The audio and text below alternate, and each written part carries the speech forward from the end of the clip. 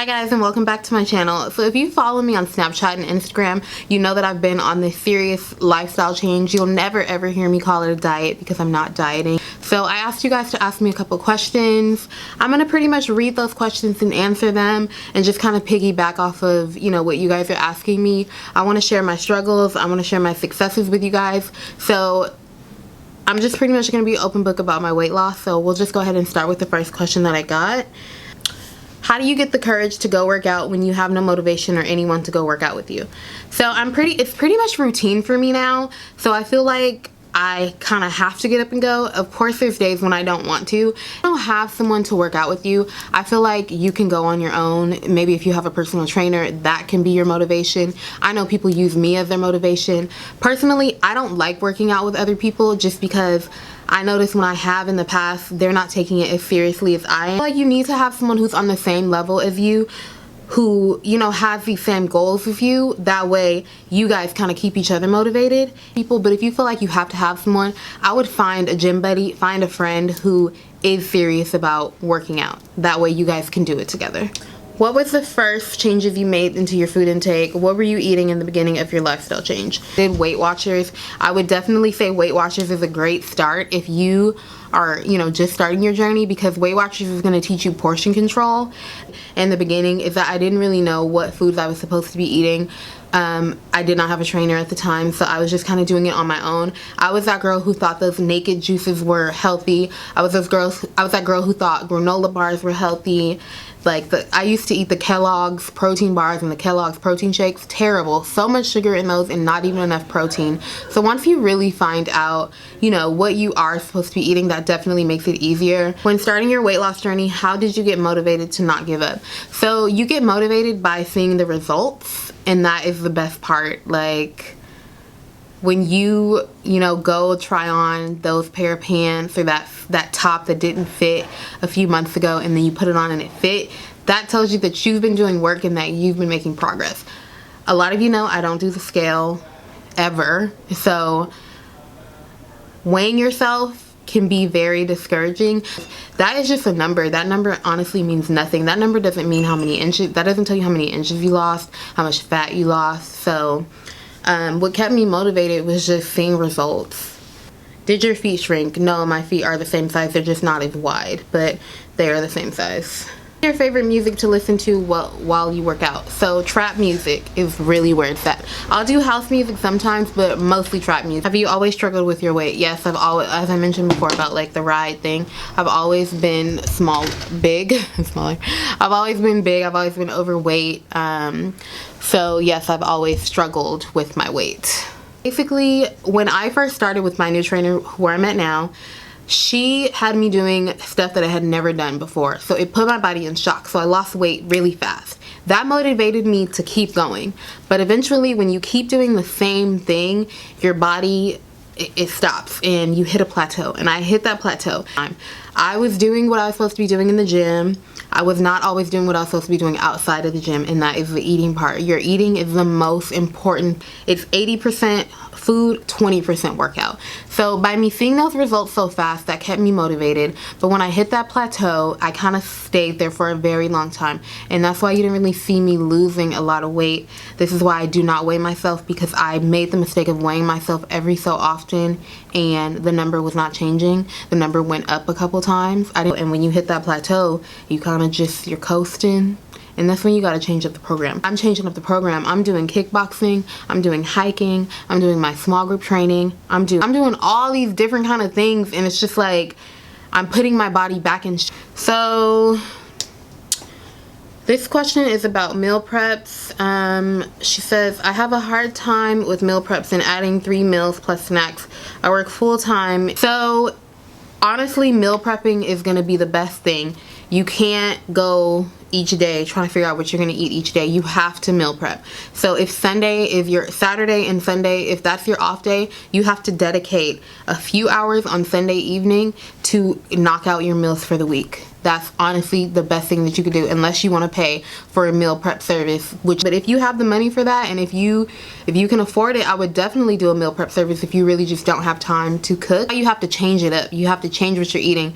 You see me kind of eating the same things but different. Salmon, but honey glazed, chicken but basil, you know, like just different, a bunch of different recipes and ingredients. When you started your journey, did you begin working out also, or did you start eating different then incorporate exercise? So I've always done both. If we're talking about in these past 2 years, it's always been both. I did my workouts and then the eating at the same time. Do you work out every day? Also, do you have cheat days? I work out 5 days a week. I do not have cheat days. I have a cheat meal. You can't have cheat days. You can have a cheat meal. And if you're having a cheat meal, one and once a week. That is the problem that I had. Like, it would be like little cheats every day throughout the week, and it's because I worked in the mall, and it's because I was not happy with my life, and it's because there was so much temptation working with a bunch of girls who didn't really care about their weight, who would bring cookies and pretzels and just terrible things, just terrible. So no cheat days, but you may have a cheat meal, because when you have a cheat day, you just all the hard work you just did for the whole week just went to shit. So treat yourself, don't cheat yourself. When meal prepping, how many do you make for the week at one time? So I meal prep every 3 days, so I don't like to eat the same meal for more than 3 days, so I normally will do 3 days out. How do you figure out portion sizes? I'm confused on how much or too little to eat. So I would get a scale, if you like a kitchen scale, if you are not sure on what to eat. If you go on Google, there's a bunch of like charts about how much protein you should have, how many ounces, basically how many ounces of carbs that you should have, and I would do it that way. So I don't measure my food, I just look at it, because I pretty much can eyeball it at this point. But what you can do is look up that chart and then get a kitchen scale and then weigh your food. A lot of people are asking me how much I've lost and how long it took. So I honestly do not know my exact start weight. The last time that I was weighed, when I kind of started, I weighed 330 pounds. I believe I weighed more than that at a point in time. When I did my measurements with my trainer, somehow, unfortunately, the measurements that I did with my trainer were lost, and I don't know where I started. I don't know how much I really weighed when I started. I don't know my exact measurements. I will weigh myself today for you guys, because everyone keeps asking how much I weigh. I will weigh myself today. I'll put it in the description box below, and then that's it. I'm not going to be weighing myself. If I decide to weigh myself, it might be every 2 months. What I will do is start measuring myself, but the scale, I'm telling you, the scale is the devil. The scale, like, messes up your head, and it makes you feel like you didn't do anything even though you really did. So that is why I stay away from the scale. I'm just going to talk a little bit about like the meal prepping and the food. So what you want to do is you want to have 5 to 6 small meals a day. So what I normally do in the morning is I start with my protein shake. I go do my workout. I come home. I might have oatmeal, the frozen oatmeal from Trader Joe's, or I will have an egg white omelet. And the egg white omelet is just egg whites, turkey bacon, and hot sauce and avocado, and that's all I put in it. Sometimes I'll do like spinach and mushrooms, and you can get all fancy with it if you want to, but for the most part I just do the egg whites, the turkey bacon, avocado, and a little hot sauce. So then after that, it's time for my second meal, which is basically my snack. So I'll have a handful of almonds. And then after the almonds, it's basically lunchtime. So I'll have a salad. And on my salads, hashtag dip don't pour.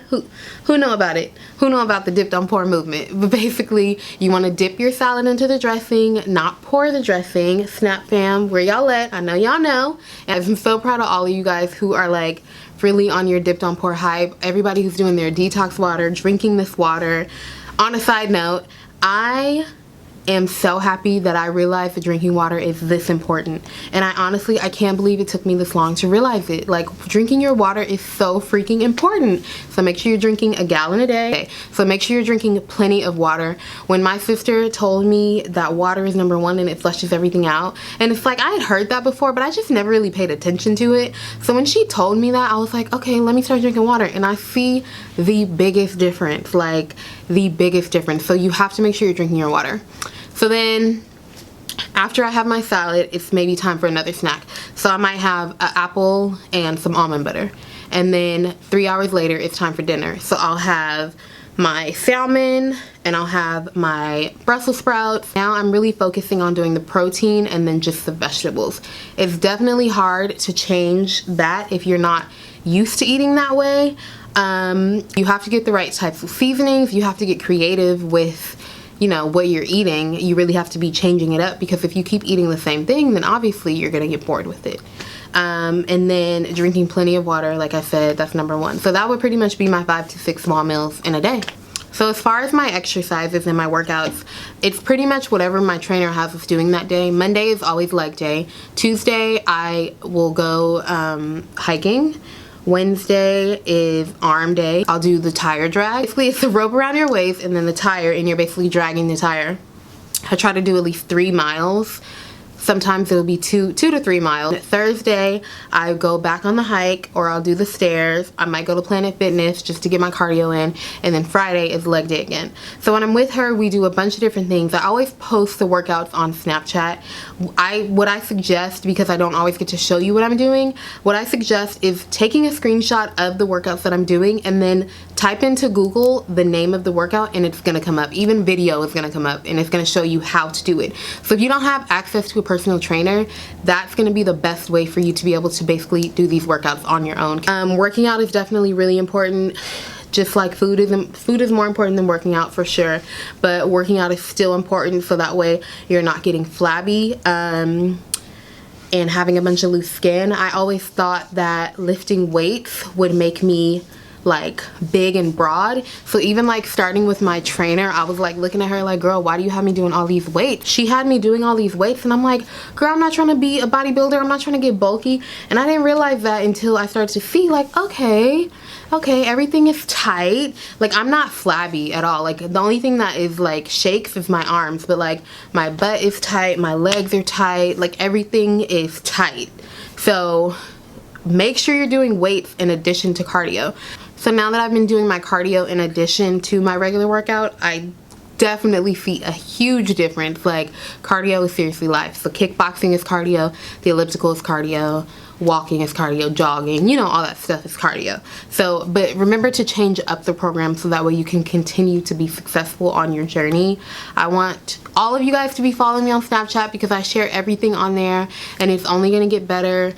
I'll do more meal prepping for you guys if that's something that you want to see. Make sure you let me know in the comment section below. I hope this video helped somebody. If it did, again, make sure you let me know in the comment section below, and I will see you guys in my next video. Bye guys.